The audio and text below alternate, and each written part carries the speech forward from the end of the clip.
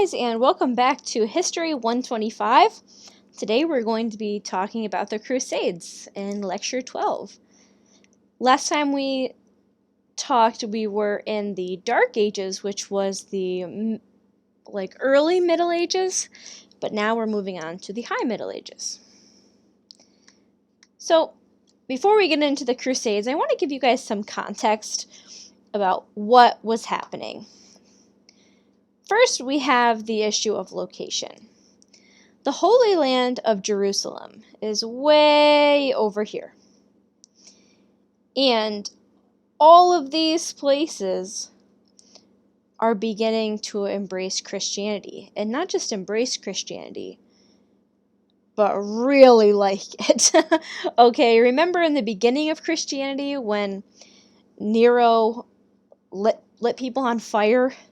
And we had a 250-year time of martyrdom, which was just like the suffering of Christians for being persecuted because their beliefs were so unpopular. As the Dark Ages continues, people start to look to religion for some hope in the world. And so these places that used to be pagan or polytheistic in Europe now really identify with this idea of Christianity and Jesus. But here's the problem. The Pope, if you guys can see my cursor here, the Pope is over here in Rome, or the outside of Rome.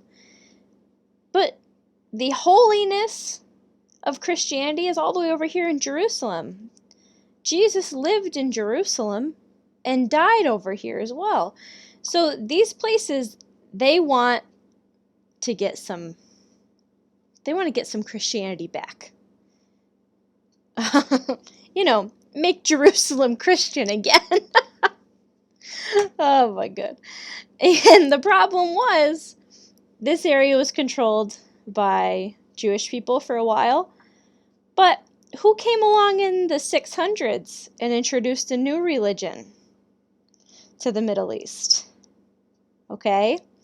Once Muhammad comes along and we have the idea of Islam, now Jerusalem is being threatened even more, according to the Christians, of course.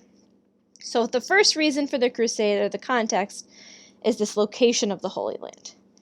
The second bit of context we have for the crusade, and this is not causes, that was my bad, are the knights. The knights were those bodyguards for people who wanted a little bit of power in Europe, the lords. And we see an issue like this happening in Japan actually as well, a little bit later in history. But during the Dark Ages, when we have so many knights, eventually there's not really that much to do for them. The knights live on the outside of the castle, within the walls, and they protect the lord or the king, depending on what type of person it is. But throughout the Dark Ages, it starts to change. We have a higher need for knights in the beginning when there's less order, and then towards the end, the knights, well, they don't become obsolete, but the knights are getting kind of bored, to put it plainly. And another context is just, what is a crusade? A crusade means a war to take back the Holy Land, and it comes from the Latin word for cross. Okay, moving on to the causes here. One person called for the crusade, and his name was Pope Urban II, and this was in the year 1095. Pope Urban II had a couple reasons for doing this. The first is that maybe he actually did want to take the Holy Land back. A real political motivation that Pope Urban had was that the other half of the Roman Empire, remember when the Roman Empire split and we have the East and Rome? The other half, the Byzantine Empire, where Constantinople is really not doing well. They're starting to kind of die out. They're being attacked. And so Pope Urban II has an idea that if they can claim Jerusalem, they can also possibly claim the Byzantine Empire again and make the Byzantines the same type of Christian that the Western Roman Empire, well, it's not the Roman Empire anymore, but what the West was like. And so Pope Urban II says that a true servant of God cannot be concerned only with his own flock. He says you have to go and not only preach and stuff, but you have to go and conquer these areas of lands that are important. The question here, though, is why did people listen? Well, the Pope has this he has a lot of power, because if you guys remember, during the Dark Ages, there's not like one strong king. They come around once in a while, right? We have Clovis, Charlemagne. But besides a couple kings or important families here or there, people do want to obey the Pope. They see the Pope as having a direct kind of hotline to heaven, which brings us into our next point. Pope Urban introduces this idea that if you do the crusade, you will be forgiven for all of your past sins. So if you are a person in the Dark Ages living a terrible life, you're sleeping in the same house as your animals, and, you can't even drink water. If you drink water by accident, you might get dysentery and you could be really sick or even die from just pooping. It wasn't a good life. People really held on to this idea of heaven, the afterlife, as being the thing that they were working towards. And if you screwed up, not only is your life crappy, but your afterlife is going to be crappy too. People wanted a chance to be forgiven. And Pope Urban II says, I don't care if you are a murderer. I don't care if you steal from people. I don't care how terrible of a person you are. If you go on this crusade, you'll be forgiven. People like that. Which is ironic because our next point is just the opportunity to steal and kill. Some of these people had nothing, and to join the crusade, they might be getting like a quality sword from someone that they murder, and this might be the only possession that they have. The idea that you can go and just take things, you can take things off of corpses, you could, as you're going, go through villages and steal stuff, was a big appeal. Number 4, D, you also, like I said, had a terrible life at home. Life was short, and it sucked. You didn't have a lot of even basic hygienic things, so people were kind of screw it. I will go on the crusade. It's better than sitting on this muddy plot of land that I've been trying to grow, wheat for how long. Number 5, there's a lot of adventure, and just, I feel like the appeal for adventure really speaks to people even nowadays. The idea of kind of going off and making your own way in life. Which leads us to our next one. Once you went and conquered stuff, the idea was you would get land. So you could be a nobody peasant. You could be a nobody knight. And then you go into a village and kill everyone. And then, there you go. Now you're in charge of making a new village. If this is sounding at all like what America did to the Native Americans, then you're on the right track. There's also a really heavy fear of Muslims. We're going to talk a little bit more about the Muslim conquest of Spain. So there were Muslims in Europe, and some Europeans were Islamophobic even back then. And the last one is that if you were a serf and you joined the crusade, you would be set free. So if you are, again, a peasant trying to work on the land, trying to grow barley and wheat, your lord would not own you anymore. you would be free. As you can see, there's a pretty big appeal to going on the Crusades. And I want to make this kind of short because I have a good video for you guys to watch. So I'm going to just go through a couple of the Crusades. Well, some Crusades in a little bit more detail.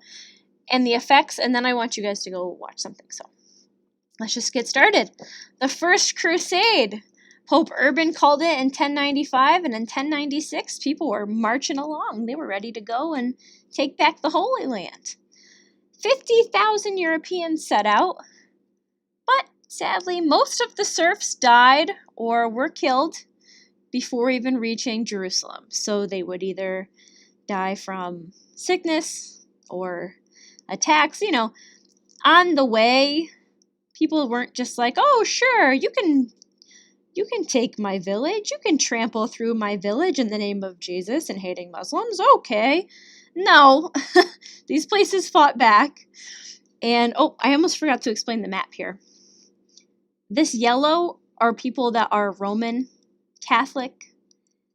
And then the tan is people who are Greek Orthodox. So, like, the tan is Byzantine. And then the yellow is Roman Catholic, and then the green is Islam. And this map does kind of suck that it's like tan and yellow. I don't know. I hope nobody is colorblind and can't see it. I'm very sorry. This is the one from our textbook website. So I'd like to use these maps, but anyway. Noblemen and knights led the army. So there were people that knew what they were doing, but there were a lot of people that did not know what they were doing. So if there was one knight leading 30 peasants that had just been farmers before, you can imagine the amount of success or lack thereof. But the First Crusade technically worked because the Europeans, the Roman Catholics, were able to conquer and take the Holy Land. So they went all this way, and they finally get to Jerusalem, and they're able to take it.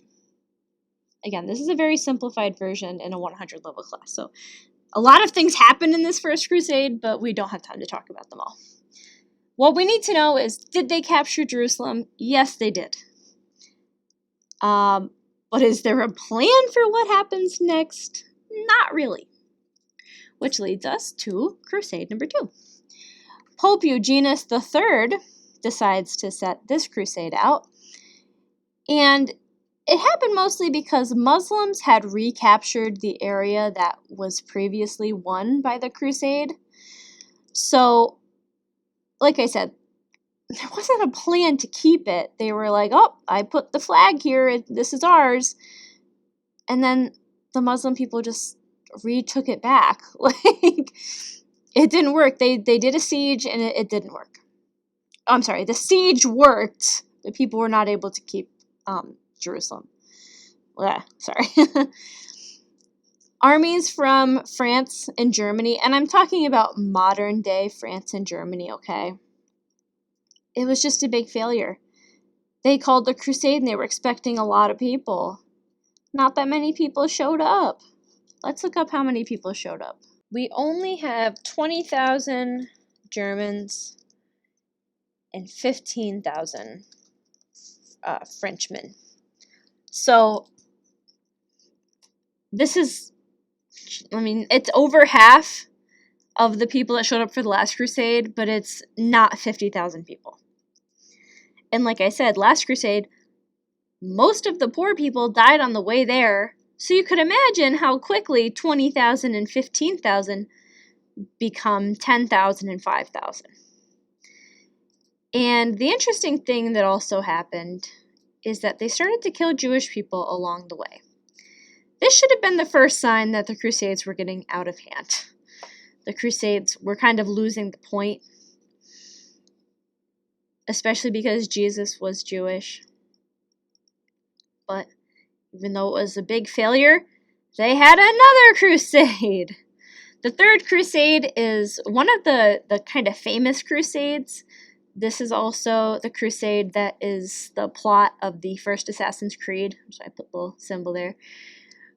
we have a really strong Muslim leader, Saladin, and he's able to unify Muslims and reconquer a little bit more of parts of Jerusalem. And so Pope Gregory, now the 8th, Pope Gregory the 8th, calls the Third Crusade.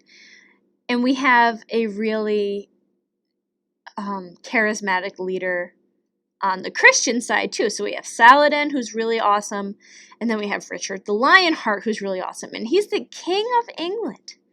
The king is going to go on a crusade. It's just kind of crazy, because the king should be kind of ruling his people, but not back then. The king was going to go on the crusade. But sadly, England, France, and Germany totally fail. But Saladin and the Lionheart make a deal that Christians can safely visit for a religious pilgrimage. Remember, in Islam, a religious pilgrimage is one of the 5 pillars. So when Saladin allows people to go on this religious pilgrimage for Christianity, he must have seen the value. He sees that it's important to these people. Saladin's a cool guy. But the Christians were not happy with that deal. They wanted more. They don't want to just visit on vacation. No. They don't want to think that Muslim people are good. No. So there's now the 4th and the 5th Crusade. And this is not a very good idea, because it's not even having to do with Jerusalem.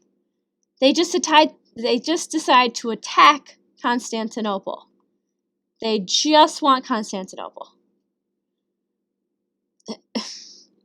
I don't know. I really don't know, when we have the causes of the First Crusade that have a religious undertone, why people were just concerned with stealing land and calling it a crusade. If you want to call it a war, then that's fine, but to call it the 4th and 5th Crusade, that doesn't make a whole lot of sense. And after the 4th one failed, the 5th one did the same thing, and it failed. So, and the last 3 are all failures, so I didn't even break them up. It's just 6, 7, and 8 also are failures. Number 6 is completely political. It is about Emperor Frederick III, Frederick II, which we're going to talk about him next lecture. He wants to make a deal with Egypt to give Christians control, but there's obviously people living there. There's Muslim people living there in the north of Africa, so that didn't go over very well. Next we have number 7. The Muslims break the treaty, obviously, and the Europeans are defeated in just 48 hours, in 2 days. So, and number 8, a disease broke out on the way and killed the Europeans. So yeah, the Crusades were a failure, except maybe one. But even that, it's like, you got Jerusalem. Congratulations. Whoops, I skipped here.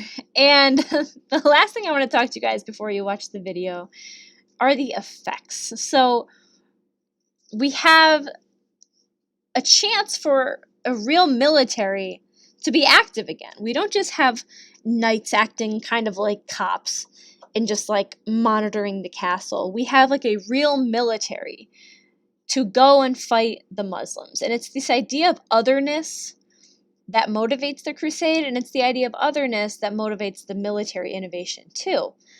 People now wanted to learn how to make better weapons, because they didn't just want to kill a couple Vikings that were invading. They wanted to go and kill Muslims. Like, this was some serious Islamophobia back then. Another effect is some pretty interesting products, because, I'm going to go back to the map really quick. Because Constantinople is, like I said last time, this is Asia Minor, and then Europe, Africa, Middle East. Constantinople is like right in the middle, so a lot of trading is going on here. If you are in, let's say, present-day Afghanistan, and you want to get to Muslim-controlled Spain, one way you could go would be through the water, which you'd have to go through Constantinople. And if you're selling products, you might sell stuff there before you get on the boat and head over. So there's an exchange of products such as sugar, silk, lemons, cotton. Some of these things even come from China and India, like silk. Okay, sugar as well. China, sugarcane. And the last thing is just that it changed the political and economic climate. I always start our High Middle Ages lectures with the Crusades because, as crappy and horrible as it was, the Crusades is kind of what ended the Dark Ages. Not right away, and definitely not right away. And as we'll see with the plague, there was some pretty bad times that were going to be coming, but this made kings a lot stronger. It weakened serfdom. I kind of feel like these are out of order here, but just hear me out. When the kings and knights are all gone, what is the serf? Who is the peasant slave going to answer to? I don't know if you guys have a lot of work experience yet, but it's like when the boss isn't at work or your manager is shift supervisor, you can kind of screw around, sometimes. So as these powerful people that use the fear tactics and they had all these weapons, as they start to leave, the peasants are like, hey, we can kind of control this. Look at us. We're making our products, but no one's here to beat us or put us in an Iron Maiden and watch our blood run out the bottom. And while the knights and kings were away, there were more attacks on the home front, so serfs also had to defend land. So it just kind of changes our social hierarchy. It changes the really strict social hierarchy of kings at the top, then knights, then merchants, then serfs. So just like I brought up merchants just now, there is also a change in trade routes. So you could sell more items. You could be, remember how I said that, what are they called? Monasteries were like hotels, and you could go if you were a Christian man, you could kind of go, and if you were a monk. Well, now that there's this path made, now people can be like, hey, I do want to go to Constantinople from France, and there's a path.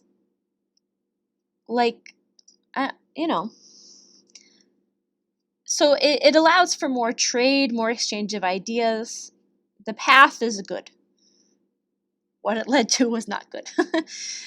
And the last thing I want to talk about today before you guys watch the video is courtly culture. Knights, they used to be kind of like cops. They would just be patrolling. But when you add some religion to it, the knights feel like they're kind of part of doing God's work. So we start to have this courtly culture, which we'll talk about in a couple lectures, of being a knight to being chivalrous, if you guys have heard that word before. We use chivalry today as if a boy holds a door open for a girl, old-fashioned. But back then it was if you're a knight, you'd be like, oh, good lady, come to my horse, let me gaze upon your beauty. And again, this changes the kind of grubby griminess of the Dark Ages, where now a knight, he wants to have his helmet polished. The serfs want more respect. The Crusades start to change. We start to shift from the Dark Ages to the High Middle Ages. The last note I want to make is this painting is from the 1900s. It's not old times. I have a video for you guys. You don't have to watch the whole thing, but I'll have the timestamps of what I want you to watch, and we will end there for today. This has been our lecture on the Crusades.